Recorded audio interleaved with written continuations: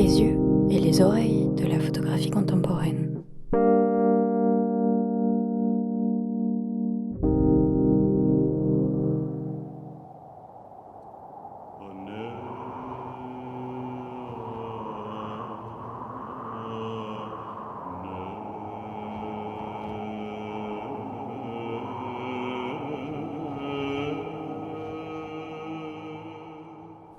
Je m'appelle Clément Chépillon, je suis photographe basé dans le sud de la France.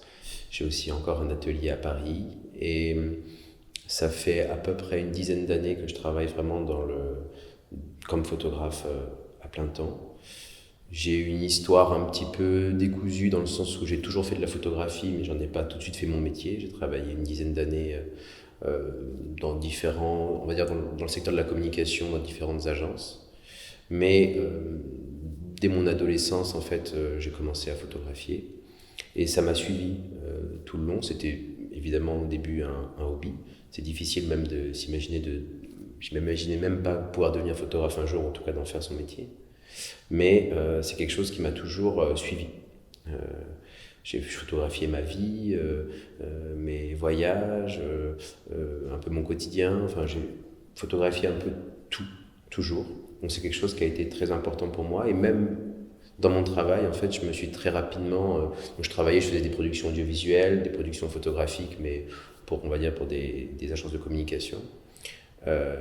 Et en fait, très vite, même au sein de ce métier-là, j'ai commencé à monter les premiers labos photos, j'ai développé les premiers studios, voilà, de mes différentes agences, et j'étais déjà un peu le monsieur photo des différentes entreprises dans lesquelles je travaillais.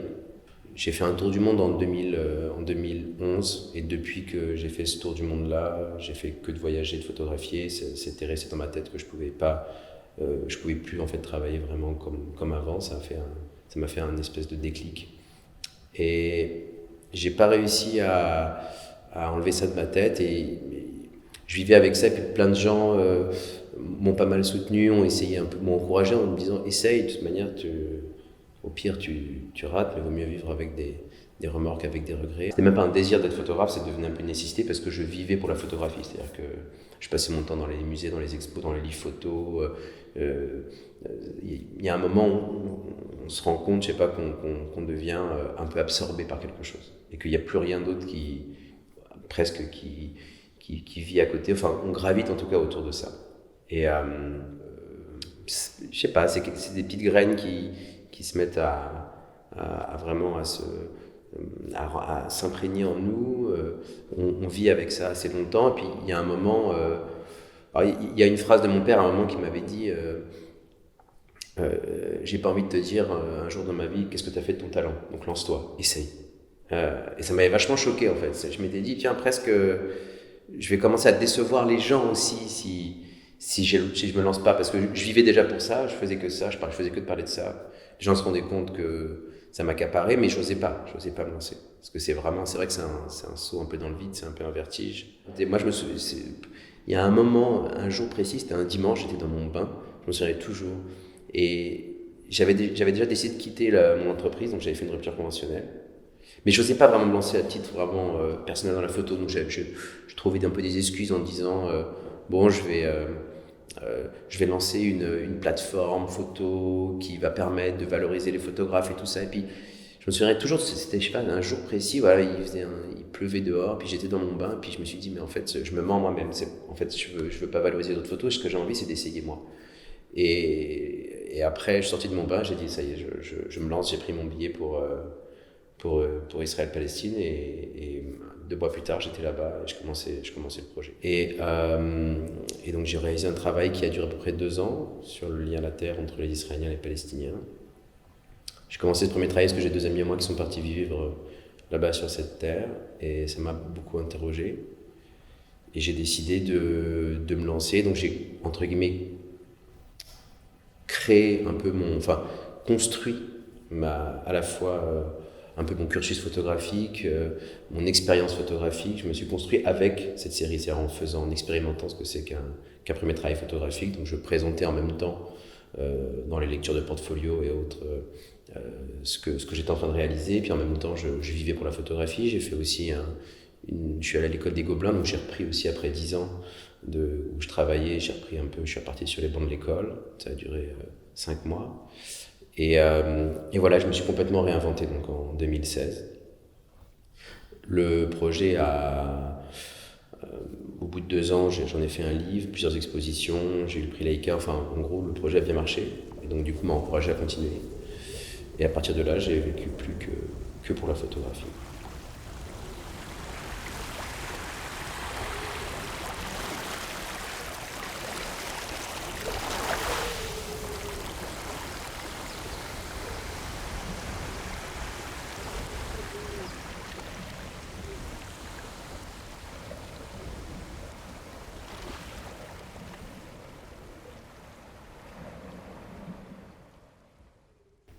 Mon premier souvenir lié à la photographie, il est assez personnel et il est très précoce. Je devais avoir environ 3 ans, 3-4 ans. Enfin, c'est quelque chose qui est resté parce que c'est la première fois aussi où je me suis rendu compte que mes parents s'étaient séparés en fait. En tout cas, c'est le premier souvenir qui me reste, c'était devant une photographie où ils étaient ensemble alors qu'ils étaient déjà plus ensemble. Mes parents sont séparés quand j'étais assez jeune et donc du coup je me suis retrouvé avec toutes mes émotions d'un enfant vraiment en bas âge devant cette photographie. Et c'est étrange parce qu'en plus je pense que c'est, au-delà d'être mon premier souvenir photographique, c'est un de mes premiers souvenirs tout court. Donc j'ai peu de souvenirs avant ce moment-là. Et c'est du coup quelque chose qui est resté en fait. C'est drôle parce que il y a un lien avec un des projets en tout cas que j'imagine aujourd'hui, c'est travailler sur des archives familiales. Mon père m'a donné une mallette il y a quelques mois et personne ne l'avait vraiment ouvert, et en fait c'est une mallette bourrée de vieilles archives familiales de mes grands-parents. Donc ça traverse près d'un siècle, ça remonte même à mes arrière-grands-parents, donc fin 19e, début 20e. Et il y a aussi tout le souvenir, enfin, j'ai bien connu mes grands-parents, je les ai connus assez longtemps, mais je les avais jamais connus comme ça. Et donc, il y a ce lien de la mémoire, il y a ce lien du temps qui passe, de photographier quelque chose qui a été mais qui n'est plus, et qui n'arrête pas de me hanter moi personnellement. Enfin, c'est vraiment des questions puis en plus, non seulement qui résonnent, mais en plus je pense que ça fait pour moi une des valeurs très fortes de la photographie, c'est-à-dire vraiment ce temps qui se fiche, contrairement à un film où on a vraiment juste une espèce une surface mémorielle un peu vivace comme ça qui reste, qui s'imprègne.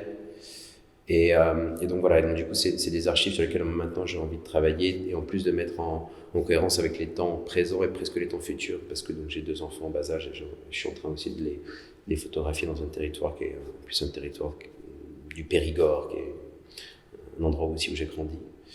Et voilà, et donc du coup en tout cas les souvenirs pour moi c'est quelque chose de très fort et très lié à la photographie en général.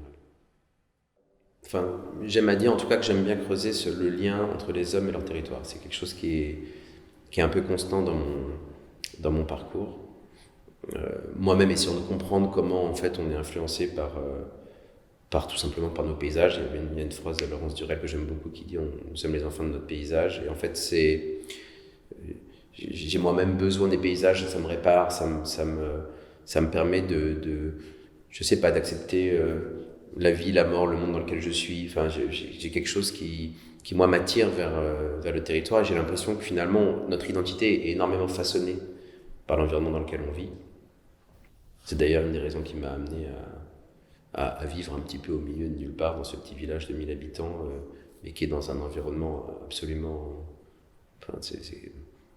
tous les matins quand j'emmène mes enfants à l'école, je le vois, et ça me donne une autre énergie en tout cas que celle que j'avais vécue dans la ville. Mais en tout cas, c'est quelque chose moi qui est comme une espèce de boussole, projet après projet. Après, par contre, les dimensions et les différentes facettes de ce lien au territoire peuvent évoluer énormément d'un projet à l'autre. Dans mon premier travail sur Israël Palestine, c'était un lien qui était évidemment un peu aussi géopolitique. Il y avait un conflit, donc j'étais pris aussi dans quelque chose qui me dépassait et qui était un peu moins personnel. C'était quelque chose d'assez lourd en fait, et j'ai senti que à la fin de ce projet-là, qui m'a beaucoup marqué. J'avais besoin de trouver des choses plus personnelles, d'avoir plus de liberté en fait, dans ce que j'allais construire comme type de récit. Donc c'est ça qui m'a amené en fait vers les Rochers Fauves aussi après, à essayer de construire toujours ce lien à la terre, mais le lien de l'insularité. Donc, je développerai après là-dessus, mais en tout cas, d'arriver sur une terre plus vierge, où il n'y avait pas trop d'histoire, d'ailleurs pratiquement aucune, parce qu'il n'y a aucun témoignage écrit pratiquement sur ce lieu. Mais du coup, j'étais beaucoup plus libre de pouvoir raconter ce lien à la terre d'un point de vue aussi beaucoup plus, pas si on peut dire fictionnel, imaginaire, mais de pouvoir élargir en tout cas les domaines qui vont créer en fait ce lien, qui vont décrire ce lien, qui vont témoigner de ce lien. Donc ça m'a pris encore 2 ans. À chaque fois, je fais des projets qui durent environ 2 ans, et après je mets à peu près 1 année de plus à essayer d'en faire des expositions, un livre, de le concrétiser. Et c'est pratiquement 2 ans on va dire de moments de captation, sachant que toujours dans mes projets, je prends un petit peu de temps entre les voyages. J'aime bien faire des allers-retours, c'est important pour moi de revenir, de digérer, de prendre une distance, d'essayer de comprendre ce que j'ai essayé de créer, construire et de repartir. Et j'aimerais bien construire donc un nouveau projet autour des archives familiales et de mes enfants sur le territoire du Périgord. Et puis après, j'ai d'autres projets encore au Moyen-Orient sur lesquels je suis en train de travailler pour des prochaines bourses, j'espère. Et en fait, souvent, ce qui se passe, c'est que pour vraiment se lancer sur un nouveau projet, globalement, on essaie de trouver des financements en amont. Donc en fait, on construit vraiment des dossiers qui peuvent prendre pas mal de temps.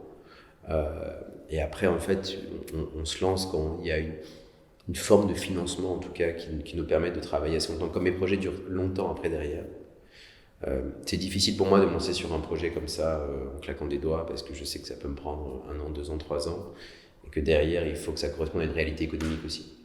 Donc j'essaie de construire un dossier qui soit plutôt on va dire dans la lignée un peu de ce que je construis d'habitude, et d'après d'aller chercher des financements. Une fois que ces financements sont arrivés, je me lance et je construis après le récit, je pars sur de la captation.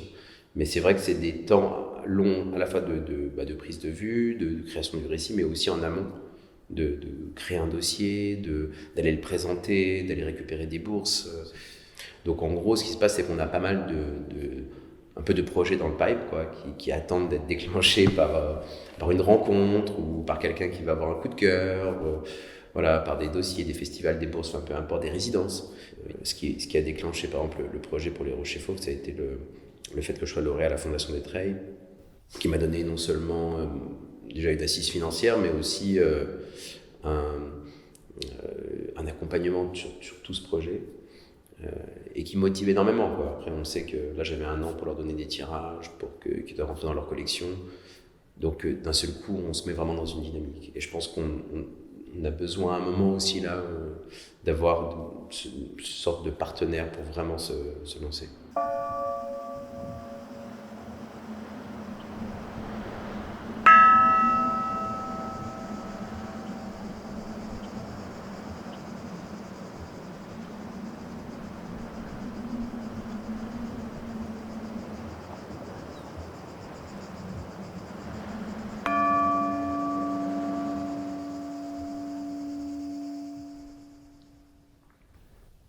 Les Rochers Fauves, c'est donc un travail photographique qui a un ancrage, qui est l'île d'Amorgos. C'est une île sur laquelle je vais depuis une 20aine d'années. Donc c'est une longue histoire un peu qui m'a pris aussi beaucoup de temps, moi, pour me lancer dans un travail sur cette île.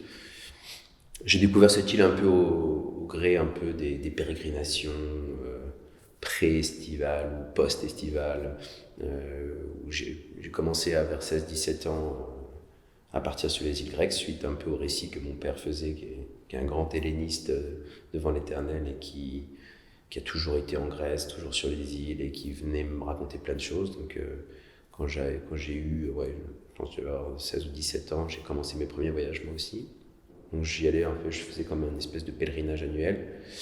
Et puis après, du pluriel des îles, je me suis rendu compte que j'avais plus que sur une île qui était cette île-là d'Amorgos au fur et à mesure. quand je suis arrivé sur cette île, je sais pas, j'ai eu une espèce de choc en me disant tiens, c'est vraiment un lieu qui me parle pour énormément de raisons.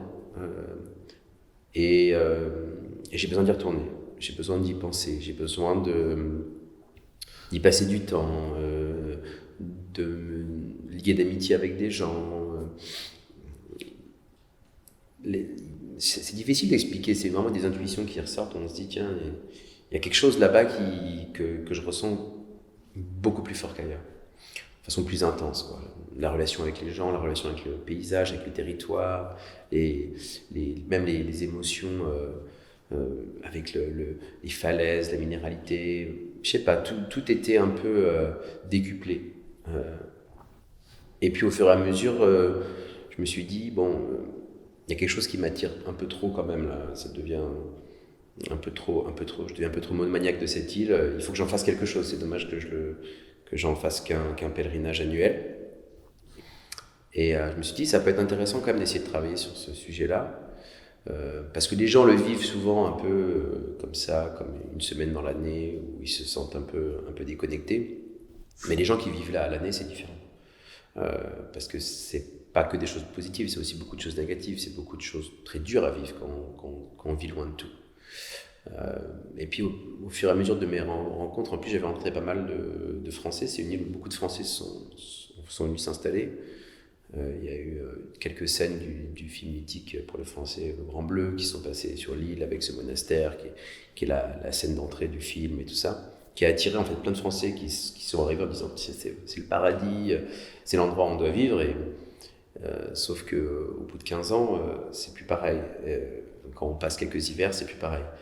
Et ça m'intéressait de voir, il y en a qui sont restés quand même, et qui sont jamais repartis, d'essayer de comprendre qui ils étaient, comment ils vivaient cette insularité-là.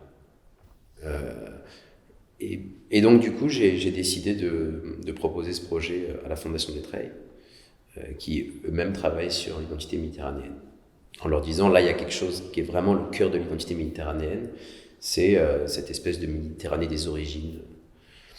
Et j'ai travaillé, après j'ai réalisé 4 voyages dans le cadre de la Fondation, j'ai réalisé un autre voyage après. Sur 2 ans, je restais à peu près entre 3 semaines, un mois pour chaque voyage.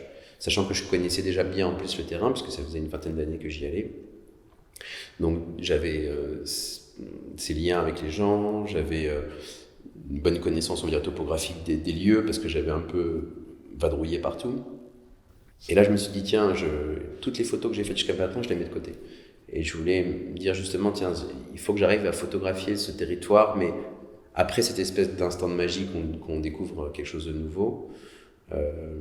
Mais voilà, essayer de capter quelque chose d'autre, de peut-être plus profond, un rapport aussi peut-être un peu moins carte postale, plus dur, un peu plus lourd, avec des images qui peuvent être parfois un peu tristes, mélancoliques, nostalgiques, sur ce que représente aussi cet isolement, parce que ça parle de ça, l'insularité. Hein, le vrai sujet de l'insularité, là, d'ailleurs, le mot isolé vient du mot île, ça veut dire, étymologiquement, c'est prendre la forme d'une île, le mot isolé. Donc il y a quelque chose qui est comme ça, qui fait que du coup, on ressent, tout devient différent, le rapport même animal.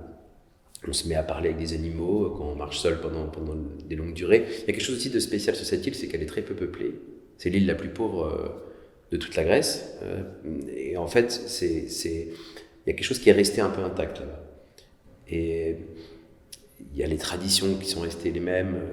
Dès qu'on va se perdre un peu dans les villages de Solaria ou de Langada, qui sont les villages des montagnes, on voit des choses qu'on ne voit pas forcément sur les autres îles, parce que du coup là il y a eu moins de brassage, les gens sont restés en fait.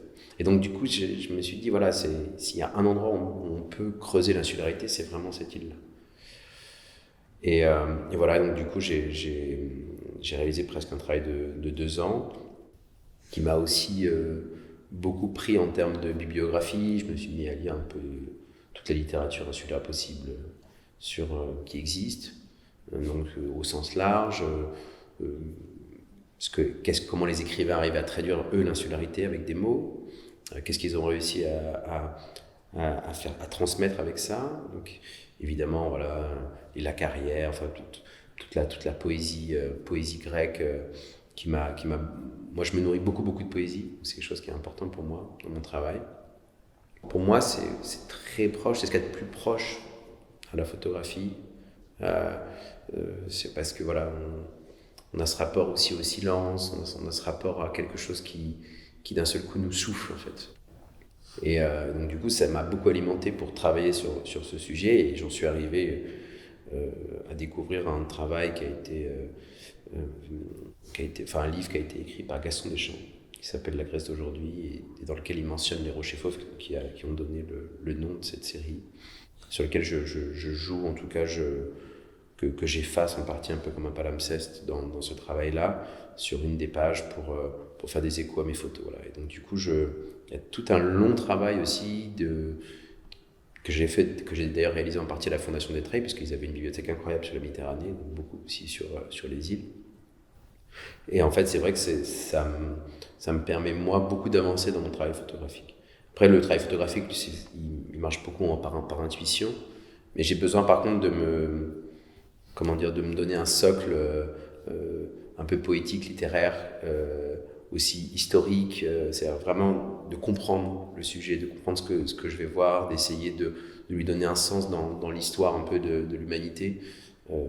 Qu'est-ce que c'est que cette île ? Qu'est-ce qui s'est passé, comment les gens ont pu la raconter. Donc je me suis mis à retrouver des vieux ouvrages du 16e de Tournefort qui étaient passés un moment à Amorgos et qui avaient fait des croquis des femmes d'Amorgos, des premiers paysages, le monastère. Il y a des choses qui ont été écrites sur le monastère dès le XIIIe siècle, les premiers prêtres français qui sont partis, toute l'école française d'Athènes qui partait, qui faisait des fouilles archéologiques sur place, dont faisait partie du coup Gaston Deschamps, qui était un archéologue qui racontait en fait quelque part son expérience de l'île sur une trentaine de pages dans le livre.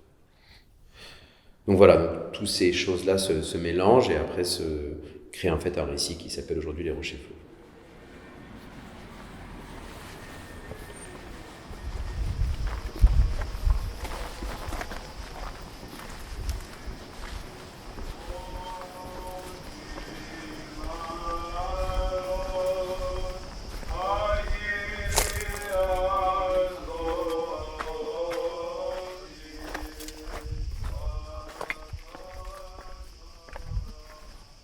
Il y a pour moi une rencontre qui a été décisive sur cette île, c'est la rencontre avec un berger qui s'appelle Jerry. C'est une amitié que j'ai liée avec quelqu'un qui a à peu près 500 chefs sur l'île et qui m'a amené aussi à travailler, parce que c'est lui qui parle très bien anglais, ce qui est assez rare en fait à Amorgos, parce que bon, il a eu une vie un peu incroyable, il était sous-marinier, il a fait un peu le tour du monde, donc il m'a introduit en fait dans l'île, sur l'île. C'est le premier qui m'a vraiment invité à partager l'intimité des Iliens, où j'étais invité vraiment chez les gens, et puis pendant les grandes fêtes, quand tout le monde parlait en grec, lui me traduisait, parce que j'ai pas forcément de grandes compétences pour les langues, en tout cas elles sont assez vite limitées, et je peux pas apprendre une langue par projet, donc du coup j'ai besoin aussi, quand je rentre vraiment dans des choses très intimes comme ça, qu'il y ait des gens, et donc ça a été lui. Et c'est quelqu'un qui est vraiment pour moi fondamental, parce qu'il va tous les matins en fait nourrir ses chèvres. Pourquoi ? Parce qu'en fait il n'a pas assez d'argent pour créer un enclos. Donc du coup les chèvres ont un terrain qui est complètement immense, quoi. Il fait plusieurs hectares. Mais le problème est que s'il n'a pas un rendez-vous tous les matins avec les chèvres s'en vont et elles partent sur toute l'île.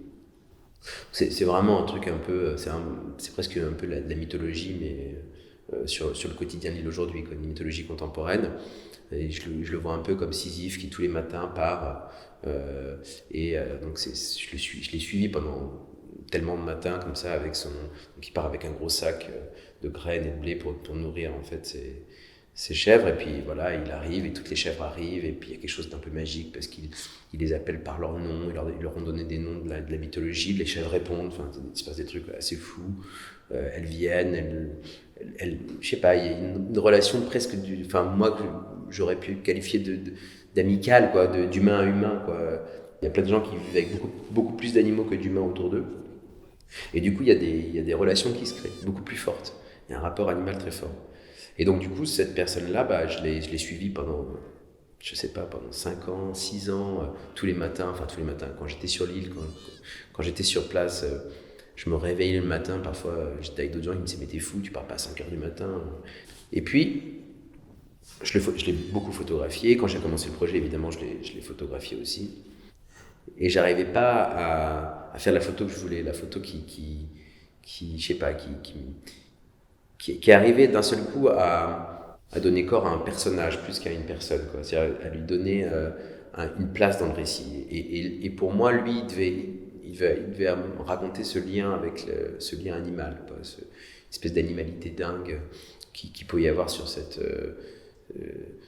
île où finalement l'insularité crée tellement de changements des perceptions qu'en fait les animaux deviennent des gens à part entière qui ont une âme et avec qui on peut échanger.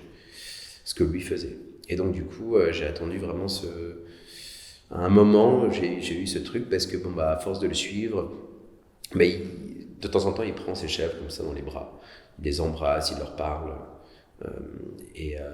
mais il le fait comme ça, de façon instinctive. Alors il a ses préférés évidemment. Et donc du coup, j'ai fait une photo un matin comme ça très tôt. Le soleil venait de se lever, et en plus c'était un jour un peu spécial parce qu'il y avait il venait d'avoir un orage incroyable, qu'il y avait des énormes nuages derrière, et donc je fais cette photo où lui prend dans un geste qu'il fait assez souvent, finalement, prend la chèvre pour lui faire un câlin, et puis derrière, en fait, la différence, c'est qu'il y avait une espèce de nuage magique c'est comme si quelque chose sortait en fait de leur relation, enfin un truc un peu qui montait un peu de façon divine vers le ciel. Enfin, il y avait quelque chose qui d'un seul coup devenait un peu magique. C'est souvent ce que je cherche dans la photographie, c'est-à-dire que c'est pas... On a beau... Enfin, moi j'aime bien quand il y a une espèce de lâcher prise dans la photo, c'est-à-dire que je peux essayer d'essayer... En tout cas, je peux essayer de construire une photographie, de la penser, de la visualiser en amont, mais c'est pas une peinture. Donc la photo, il faut qu'il y ait quelque chose de... Il faut que le réel nous envahisse et nous dépasse un peu, quoi. Et là, d'un seul coup, ce qui dépassait, c'était ce nuage qui venait s'ajouter à cette scène, qui venait créer pour moi un truc un peu magique. Et ça, c'est quelque chose qu'on ne peut pas imaginer ou qu'on ne peut pas prévoir, quoi.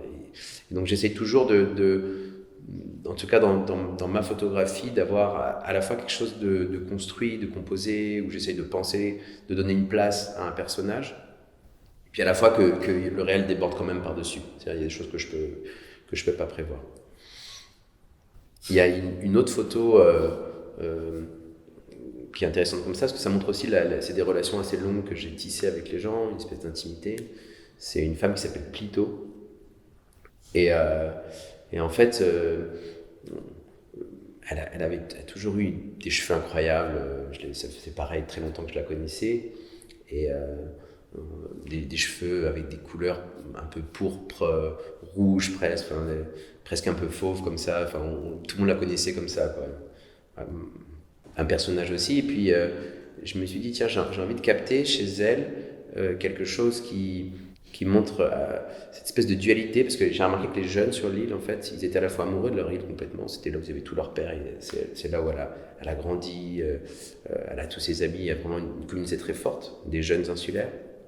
Et en même temps, comme tous les jeunes, on s'ennuie à mourir en fait sur une île, quoi. Et elle, en discutant avec elle, c'est ce qu'elle m'avait fait comprendre, c'est-à-dire que du coup, en fait, en gros, elle a aussi un petit appartement sur le Pirée, et puis elle quitte l'île pendant 3-4 mois en plein hiver parce qu'elle n'en peut plus, elle va vivre à Athènes et puis elle revient. Et j'avais envie de la photographier là où elle travaille. Donc elle travaille dans le café de son oncle et sa tante. Et en fait, là, elle était en train de préparer la fava. Donc je lui ai dit, j'aimerais bien te photographier là quand tu prépares la fava ce jour-là dans le café où tu travailles, où tu vis. En fait, moi, je mets beaucoup de temps pour faire une photo parce que je travaille au moyen format argentique. En plus, là, comme c'était une luminosité très compliquée, je devais installer le trépied. Et en fait, plus le temps passait, plus la lumière a commencé à rentrer en fait par une des vitres qui devenait un peu magique. Et puis elle a pris un peu naturellement une espèce de pose un peu mélancolique parce qu'elle en avait finalement marre de toute cette installation que je faisais. Et donc, et je lui dis à ce moment-là, c'est exactement ce que je cherche, ne bouge plus. Enfin, finalement, reste comme tu es, mais... Et voilà, et c'est un peu pareil, c'est-à-dire que je savais que je voulais la photographier elle dans cet endroit-là. que je connaissais bien, mais encore une fois, le réel qui déborde un petit peu avec cette lumière, avec cette pose que elle s'est mise à faire, qui devenait, qui représentait vraiment pour moi une sorte de mélancolie, une sorte de dualité, où j'ai envie de rester sur cette île, mais j'ai en même temps envie de partir et d'être tiraillé entre les deux. Donc je voulais qu'on ressente un petit peu ça dans cette image-là. Et voilà, et c'est cette femme qui s'appelle Plito. Et pour la petite anecdote, c'est drôle parce que dans le livre de Gaston Deschamps, il parle d'une Plito en 1880 sur l'île, et qui n'est pas un nom courant, même à Morgos et en Grèce. Et il dit dans le livre qu'elle a un visage de madone, quoi, ce que je trouve totalement vrai pour cette Plito-là. Et elle-même ne savait pas, donc quand j'ai un peu raconté cette histoire quand j'avais sorti le livre chez Dune, elle l'a appris à ce moment-là, elle m'a dit c'est vrai. Il y a aussi une femme qui s'appelle Plito dans le livre de Gaston Deschamps. Voilà. Donc pour la petite histoire, c'est à la fois... c'est drôle comme il y a des coïncidences qui passent comme ça, la temporalité, les époques.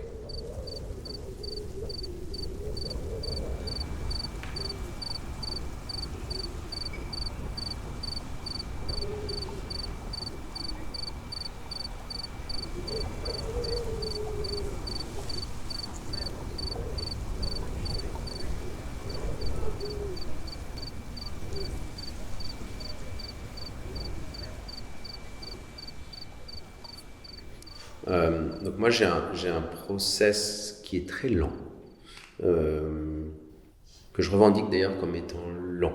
J'aime bien, en fait, je trouve qu'on vit dans un monde où tout va très très vite. Il faut photographier vite, partager vite. Enfin, il y a quelque chose qui... Et j'ai l'impression que je me place un peu en contre par rapport à ça. J'aime bien prendre beaucoup de temps, penser vraiment mon travail, mes séries, mes images. Et du coup, le processus, on va dire, photographique, technique, est un peu en adéquation avec cette idée de lenteur. Donc du coup, je travaille avec un appareil qui est un appareil donc moyen format argentique qui s'appelle un Plobel Machina, qui est assez lent, qui nécessite, tout est manuel et pas très pratique. C'est un appareil à souffler, il faut ouvrir un soufflet, c'est on va dire un processus déjà dans la captation qui est lent, compliqué. On a des pellicules, je travaille avec la Kodak Portra, on fait 10 photos par pellicule, et puis quand la pellicule elle est finie, il faut changer la pellicule, et donc c'est à ce moment-là qu'on rate les meilleures photos. Mais en même temps, pour moi, c'est la contrainte qui crée une forme de liberté aussi. C'est-à-dire que j'ai travaillé pour mon premier projet, Premier Smiljan en numérique, et j'ai fait beaucoup trop de photos.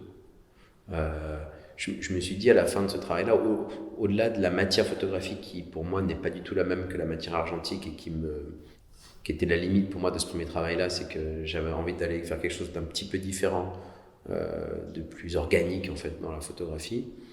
Il y avait aussi ce truc de se dire en fait l'acte photographique lui-même n'est plus sacralisé parce qu'on shoot trop, quoi. On shoot, et il y a du bon peut-être dans les commandes, quand on fait un reportage précis d'un moment, d'une manif, de pouvoir shooter à fond. Mais finalement, ça ressemblait pas à mon travail à moi, j'avais pas besoin de ça. Sauf qu'en fait, quand on a la possibilité, on le fait. Et donc du coup, je me suis dit, ça me donnera aussi une espèce d'hygiène photographique, de me dire, voilà, les pellicules coûtent cher. De toute manière, c'est très lent à faire une photo. Après, une fois que la photo est faite, faut la développer, faut la scanner, faut la retravailler, faut l'imprimer. Donc, en gros, entre le moment où il y a une scène qui se passe devant moi et le moment là où un poulpe qui court sur une grève se retrouve dans une exposition, en fait, parfois ça peut mettre 1 an, 1 an et demi, 2 ans pour que finalement la photographie finale prenne vie pour de bon, quoi.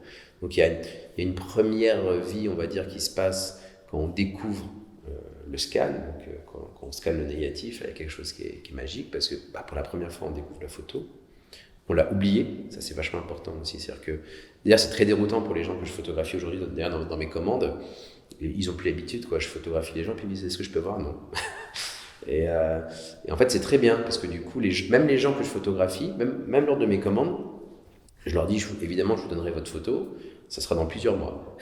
Et il y a quand même eux se mettent à oublier que je les ai photographiés là, et puis quand ils reçoivent la photo, il y a un nouveau truc un peu magique de ce temps qui permet l'oubli et de digérer la photo. Enfin, il y a quelque chose qui je trouve, qui est très fécond en fait, dans cette lenteur.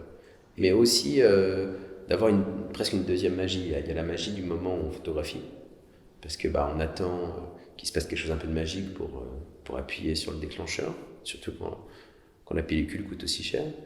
Mais en plus, il y a une deuxième magie qui se crée quand on découvre la photo, parce que finalement la photo n'est pas exactement comme on l'avait imaginé, même parfois pas du tout. Et parfois c'est mieux, parfois c'est moins bien, peu importe. Mais ça permet de resacraliser vraiment toutes les étapes de la production photographique. Plein de choses, plein d'accidents comme ça, plein d'inattendus qui s'intègrent dans le processus. Et ça, en numérique, il n'y en a pas vraiment d'inattendus. On shoot, on regarde, tout est irréprochable et tout ça, mais tout devient, pour moi, un peu trop lisse. Et donc, du coup, c'est vrai que je me suis retrouvé avec ça. J'ai vraiment, après ma première série, quand je me suis mis à travailler avec ça, je me suis dit, ça y est, j'ai trouvé vraiment ce qui me convient. J'aime quand même le fait de pouvoir être très mobile dans ma captation. J'aime bien pouvoir concilier à la fois le côté parfois très posé, où je dois vraiment construire une image, presque un peu comme une peinture, donc c'est très pictural, puis quand même prendre des choses sur le vif. Et je trouve que cette collision un peu des deux qui crée un rythme pour moi dans mes séries, c'est-à-dire que en fait ce qui est intéressant c'est que parfois il y a des images qui sont assez différentes mais qui viennent l'une à côté de l'autre et qui créent justement une collision, une superposition, une espèce d'image mentale qui se crée comme une troisième image entre les deux images.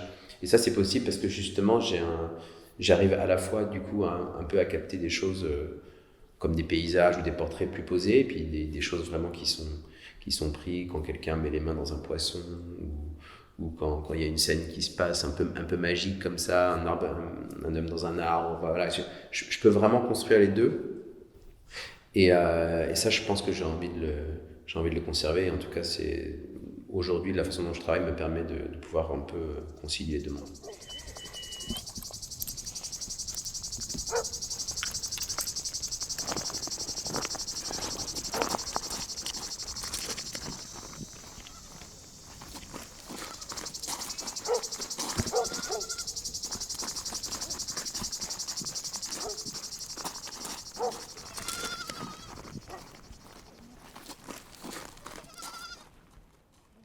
La couleur a toujours été une chose très importante pour moi, enfin, en tout cas dans mon travail.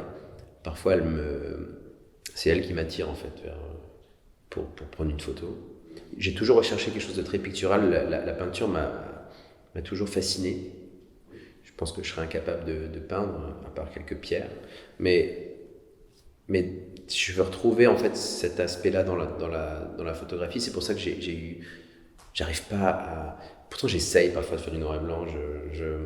C'est pour moi, ça fait partie de ce réel qui déborde un peu. Et en plus, moi j'ai été très marqué par un peu l'école américaine, de la photographie américaine.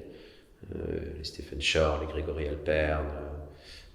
Et c'est quelque chose qui reste un des fondamentaux de la photographie, quoi. Aujourd'hui, le monde est en couleur et j'ai besoin de la retrouver là. D'ailleurs, dans Les Rochers Fauves, ce qui est drôle, c'est que le nom même de la série porte le nom d'une des couleurs. Alors, le fauve dans Les Rochers Fauves, ce qui est intéressant, c'est qu'il y a cette dualité du fauve qui est dans la prédation, qui nous aspire, qui nous happe, qui fait rapport un peu à ce monde animal, mais aussi de cette couleur. C'est vrai que dans Les Rochers Fauves, il y a cette couleur-là du fauve qui revient tout le temps, et puis qui se mêle avec évidemment le bleu égéen, qui est tellement important quand on vit... Quand on est là-bas en Grèce, le blanc qui revient tout le temps aussi, le blanc qui est une couleur qui est très compliquée, notamment en photo. Je pensais que le blanc allait être une couleur assez facile à travailler, à capter, à éditer. C'est la pire, parce qu'un blanc n'est jamais blanc, il prend toutes les autres couleurs. Donc du coup, essayer de retrouver vraiment une cohérence des blancs aussi, même en travaillant, surtout peut-être en travaillant avec de la péloche, est super compliqué. Donc du coup... il y a tout un gros travail en fait de palette qui est important, c'est-à-dire que l'idée est de garder en fait moi j'utilise de la Kodak Portra qui est qui a plutôt une petite dominante de jaune. L'idée est de garder en fait la matière et les couleurs qui sont dans la palette et en même temps de l'affiner, parce qu'en fait d'une photo à l'autre, la Kodak elle peut partir vraiment un peu dans tous les sens. Et donc du coup, l'idée c'est que je fais un gros travail colorimétrique pour arriver à avoir cette espèce à la fois de cohérence colorimétrique, mais qui nous donne en fait presque une mythologie colorimétrique. C'est-à-dire qu'en fait, chaque photo va prendre une place aussi par la façon dont elle va être, dont elle va vivre dans la couleur, quoi. Et ça a de l'importance aussi évidemment en termes de scénographie. Il y a notamment ce duo qui est fait entre des roches parfois qui sont justement rouges comme ça, très fauves, et un poulpe qui va avoir sur sa matière de la peau à peu près la même couleur, et quand on met les deux à côté, je trouve que ça crée une espèce d'image mentale. On ne sait pas si les griffes de la roche sont presque sur sa peau ou pas, et en fait ce lien-là est fait directement avec la couleur par exemple. Donc ça va nous amener aussi même à faire des choix de scénographie.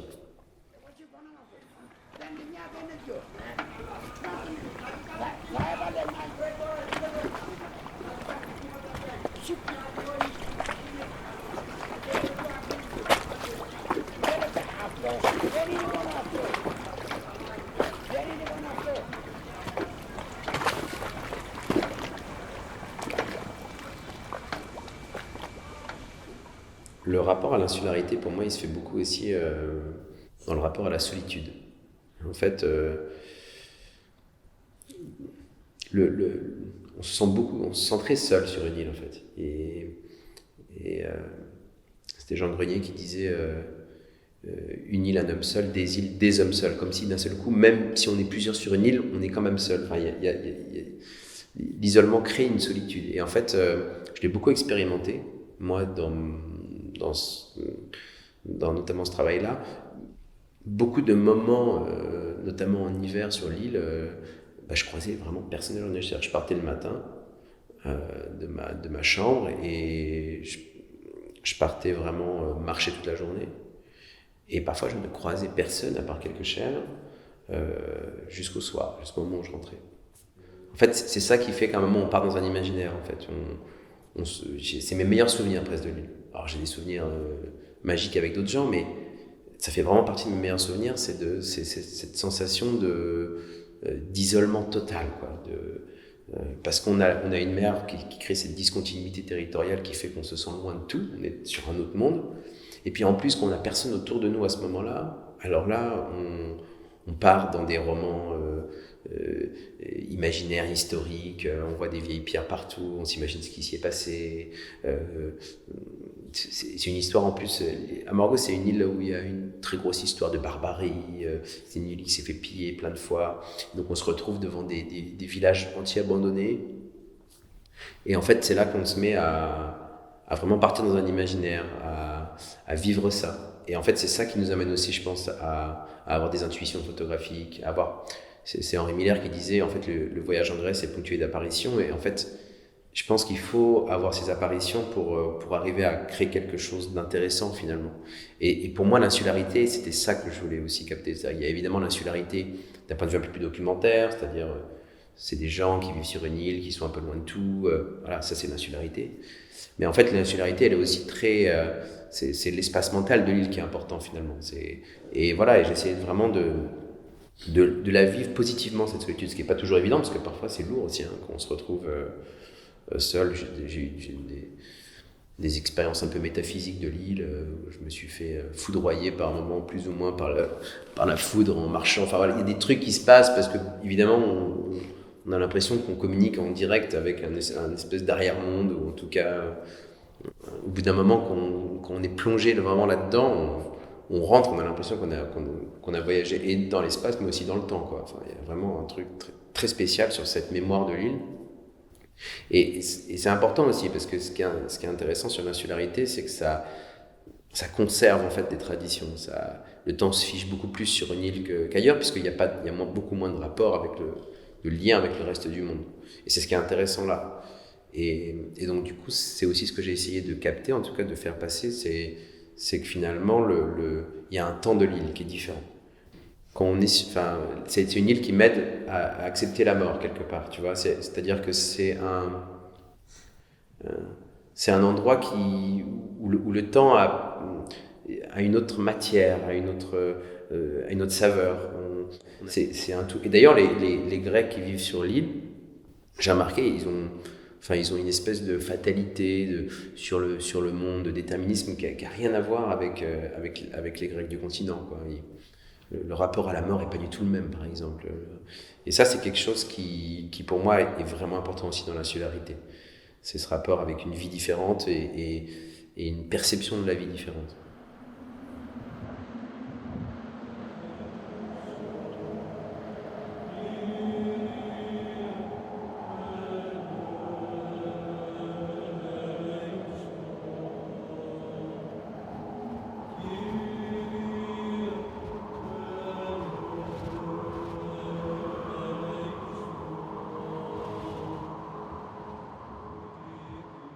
Les personnages en fait que j'ai rencontrés sur l'île prennent corps un peu dans mon récit comme un peu comme des personnages mythologiques. D'ailleurs, je dis souvent que les Rochers Fauves, c'est un peu comme une sorte de mythologie insulaire. Et ce que je trouve intéressant, c'est finalement que il y a une phrase d'Albert Camus qui dit « Les mythes n'ont pas de vie par eux-mêmes, ils attendent que nous les incarnions ». Et en fait, c'est un peu ce que j'essaye de faire en tout cas dans ce travail-là, c'est un peu d'incarner le mythe aujourd'hui. J'ai compris qu'à Amorgos, pour photographier les gens, il fallait que je me pose à une terrasse de café et que je bouge plus. J'ai compris qu'il fallait que je sois beaucoup moins nomade en fait. Il fallait que je manque quelque part. Donc j'ai eu un café de prédilection qui était dans un petit village de Solaria. Un café incroyable, qui fait à la fois supermarché, à la fois il y a toute la vie, tout le monde se connaît, enfin, c'est un truc génial. Et ça m'a fait rencontrer énormément de monde, les gens se sont habitués à moi, et ça m'a ouvert énormément de portes en fait. Et il faut savoir comme ça un peu s'adapter en fait finalement à l'environnement, au territoire qu'on photographie et vivre comme eux en fait, vivre un peu comme les gens, autrement ça marche pas. Au fur et à mesure en fait ce qui se passe c'est que je rencontre les gens, souvent, en tout cas pour ce travail-là, je ne voulais pas les photographier lors des premières rencontres. Je voulais vraiment les photographier avec, une fois que je les connaissais, une fois que j'avais créé ce lien d'intimité avec les gens, que je comprenais aussi qui ils étaient vraiment, et du coup, que je comprenais quelle place, si jamais je voulais les photographier, ils allaient prendre dans le récit. Et chacun presque a une place un peu déterminée, comme dans un mythe. Et pour moi, voilà, entre les anciens, les jeunes, c'est intéressant aussi. J'ai essayé de travailler à la fois sur des insulaires d'adoption et des insulaires de naissance. Et pour moi, c'est important. C'est-à-dire qu'il y a évidemment ceux qui sont nés sur l'île. Bon, ils n'ont pas eu le choix, ils sont nés sur l'île, ils ne sont pas partis. Mais en tout cas, enfin, c'était un choix de ne pas partir, mais en tout cas, ils sont nés dans cet environnement-là. Puis il y a ceux qui ont choisi d'y vivre. Et ces gens-là, ils étaient en quête de quelque chose. Et parfois aussi, ils sont en tout cas dans une fuite aussi de quelque chose. C'est-à-dire, quand tu fuis le continent et que tu arrives, tu échoues sur une île, il y a quelque chose peut-être que tu as envie de laisser derrière, ou en tout cas que tu as un idéal ou une utopie qui est différente des autres et que tu pars pour quelque chose d'autre, pour une vie très différente.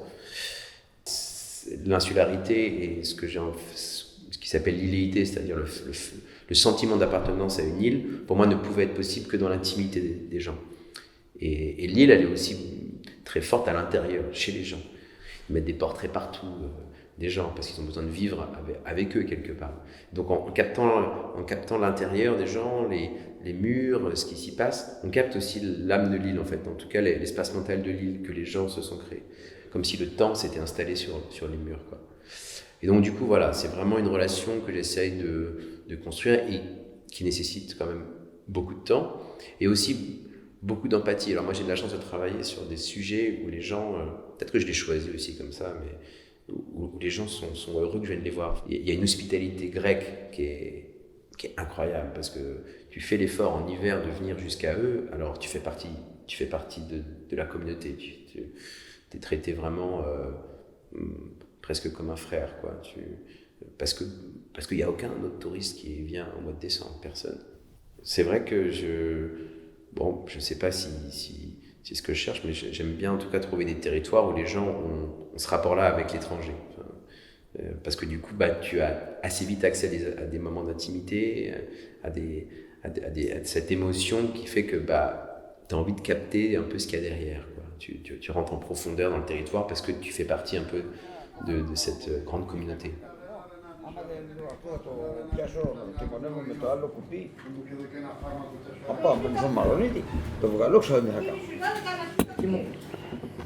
Με φωτίζει και πιάνει και το δένω το κουπί και το φέρνω εδώ στην Καστανιόλα και είχε περιστρέψει από κάτω το περισσίματα του και έσβγε και του βάλω όμως ένα σκηνάκι από κάτω και το δένω.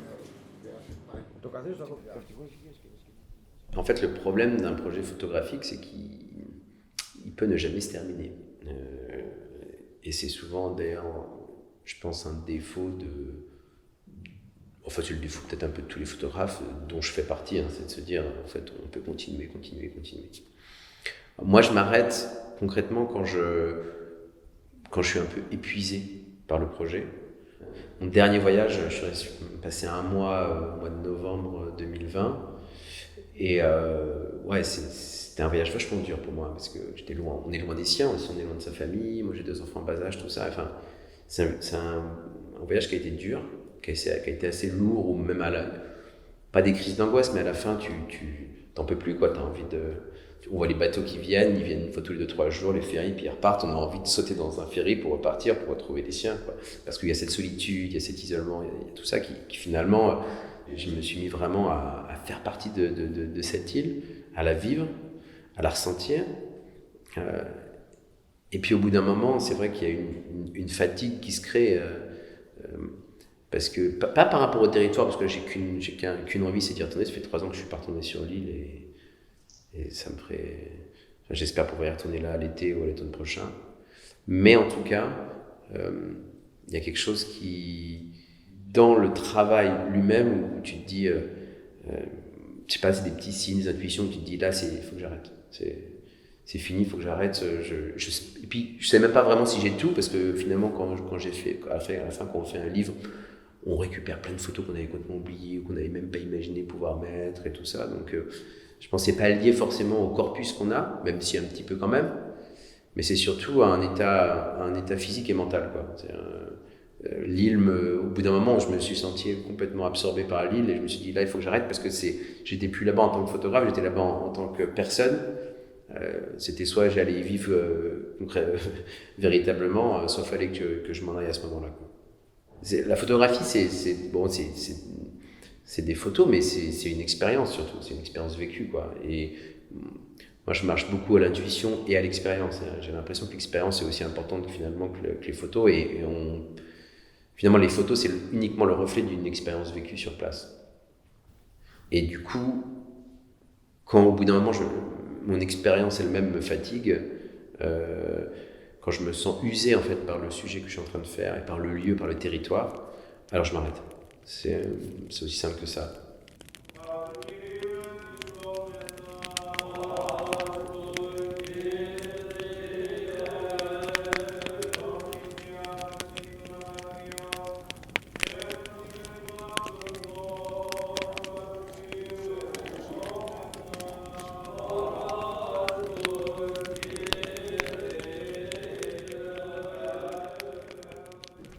Donc j'ai réalisé le livre avec les éditions Dune. C'était une très belle rencontre. Donc ils m'ont envoyé un message parce qu'ils ont vu mon travail publié sur la revue Epic, et en tout cas ça leur a assez plu pour les interroger, pour créer un nouveau livre, surtout que c'était leur 2e livre, donc pour eux c'était un enjeu important. Et je sais pas, il y a eu tout de suite une connexion entre nous. Ils ont tout de suite compris, non seulement ils ont compris ma série, ce que j'ai essayé de raconter, mais en plus ils l'ont tout de suite interprété d'une façon un petit peu différente, et ils ont eu tout de suite des idées d'édition pour créer un objet, une expérience éditoriale très différente. J'ai senti qu'ils voulaient expérimenter quelque chose, qu'ils voulaient aller un peu plus loin dans la création vraiment d'une expérience éditoriale. Par exemple, pour donner un exemple concret, c'est que moi j'avais repeint donc une partie des pages de Gaston Deschamps, donc ils ont eu cette idée de le créer en faisant des calques, donc que les gens, au lieu qu'on retrouve ces pages peintes, en fait, que la personne puisse prendre la page entière Et après, au fur et à mesure en fait, du livre, de la passer derrière des calques pour lire en fait, uniquement les quelques mots, comme des haïkus que j'avais moi créés, qui du coup se découvraient en fonction de chaque calque en fait, au fur et à mesure du livre. Voilà, c'est un exemple parmi d'autres, parmi cette couverture créée avec une peintre qui s'est inspirée de mes photos pour créer une illustration originale. Enfin, concrètement, c'est vraiment un éditeur qui a su prendre mon histoire et l'amener aussi plus loin pour en faire un livre. Enfin, en tout cas, l'amener dans un objet livre de façon différente. Et donc, j'ai beaucoup apprécié ce rapport-là. J'ai beaucoup apprécié leur prise d'initiative, leur prise de risque, et voilà, je ne regrette pas du tout. On a fait un livre, il est déjà en rupture de stock après, enfin, au bout de 6 mois, il était en rupture de stock. Donc on avait fait 750 exemplaires. Donc ça veut dire que globalement, ça a bien plu. Et voilà, et même moi, quand je regarde l'objet toujours après, il me plaît toujours autant, donc c'est un bon baromètre.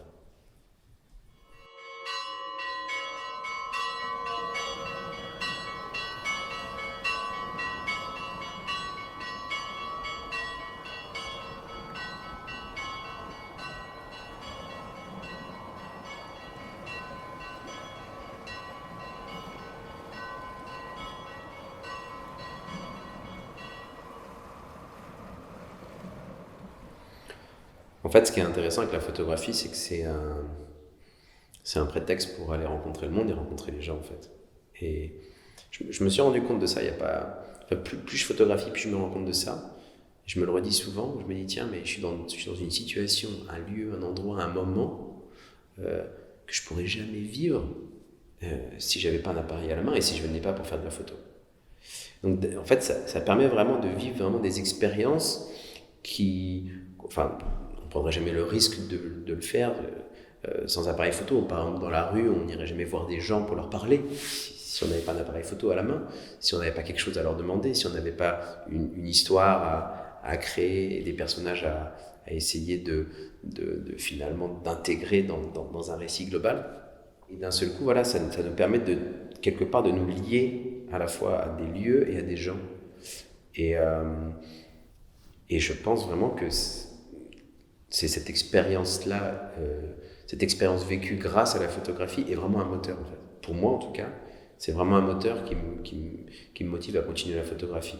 Au-delà du fait que j'aime la photographie pour la photographie et construire des récits, je me dis à chaque fois, tiens, je me relance dans une nouvelle expérience qui va m'amener vers des situations, vers des moments qui sont un peu magiques.